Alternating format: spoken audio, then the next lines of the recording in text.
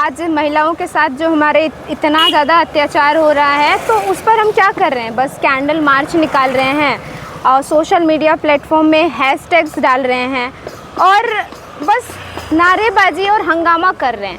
लेकिन इसका क्या परिणाम आ रहा है? कल भी हमने ये नारेबाजी और हंगामा हम पहले भी कर चुके हैं, लेकिन इसका परिणाम क्या आया?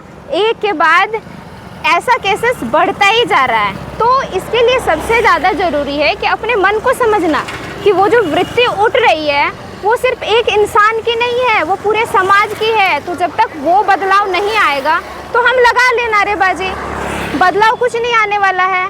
तो जैसे आचार्य जी की मैं छात्रा हूँ, तो उन्होंने बहुत सारे वीडियोज़ में ये बातें रखी है कि कैसे हम समझ सकते हैं स्वयं को। और जब हम खुद को समझेंगे, अपनी पशुता को समझेंगे, अपना भीतर का भोगवादी नेचर को समझेंगे, तभी हम इस पर कुछ परिणाम और अच्छा परिणाम ला सकते हैं। नहीं तो फिर करते रहें नारेबाजी, एक के बाद एक ये केसेस होते ही रहेंगे।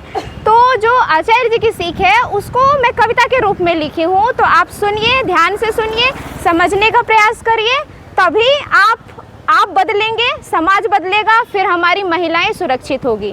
तो मेरी कविता ऐसे है।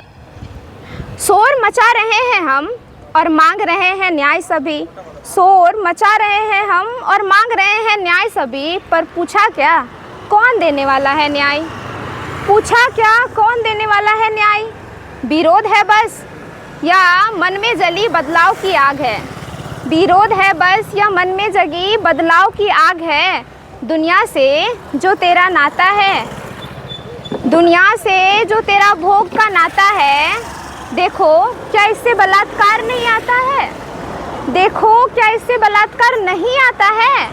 स्वयं को जाने बिना क्या बदल लोगे तुम? स्वयं को जाने बिना क्या बदल लोगे तुम? बलात्कारी है मन तेरा, कामना उठेगी फिर से कुछ घिनौना कृत्य करोगे तुम। कैंडल मार्च का समर्थन है पर घर में दिया जलाया क्या? कैंडल मार्च का समर्थन है पर घर में दिया जलाया क्या?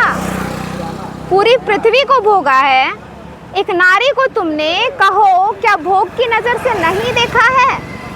स्वयं से तुम सवाल करो, क्यों उसे तुम सजना संवरना सिखाते हो?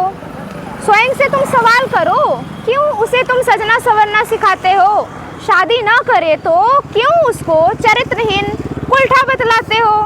क्यों उसको तुमने देह रूप में बस देखा है?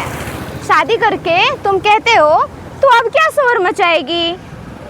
शादी करके तुम कहते हो तो अब क्या शोर मचाएगी? शोर करेगी तो समाज में बदनाम कहलाएगी। देखो क्या यहीं से बलात्कार का बीज नहीं आता है? देखो क्या यहीं से बलात्कार का बीज नहीं आता है? अलग क्या है उसमें तुम में? अलग क्या है उसमें तुम में? शरीर है बस मांस हड्डी, जैसे जानवर तुम खाते हो, हमारा शरीर नोच खाने की प्रवृत्ति दिखाते हो। इज्जत, कानून, समाज, नैतिकता का डर है बस, नहीं तो हर आदमी बलात्कारी होगा। इज्जत, कानून, समाज, नैतिकता का डर है बस, वरना हर आदमी बलात्कारी होगा। ऐसे कृत्य से महिलाएं पर और बेड़ियां लग जाएगी, ऐसे कृत्य से महिलाओं पर और बेड़ियां लग जाएगी। जो निकलती थी घर से अब और वो बंध जाएंगी। कानून होना चाहिए सख्त, कानून होना चाहिए सख्त, दरिंदों को दो फांसी।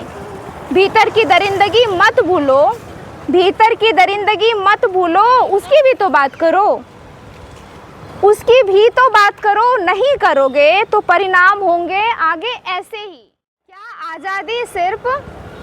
क्या आज़ादी सिर्फ तीन थके हुए रंगों का नाम है? क्या आज़ादी सिर्फ तीन थके हुए रंगों का नाम है, जिन्हें एक पहिया ढोता है, जिन्हें एक पहिया ढोता है, या इसका कोई खास मतलब होता है? जैसे धूमिल जी ने कहा है, आप भी इस पर विचार करें। क्या आज़ादी सिर्फ तीन थके हुए रंगों का नाम है, जिन्हें एक पहिया ढोता है, या इसका कोई खास मतलब होता है? विचार करें, स्वयं को देखें, स्वयं को समझें, तभी जाकर आप बदलोगे, आपका समाज बदलेगा, क्योंकि आपसे ये समाज है। धन्यवाद।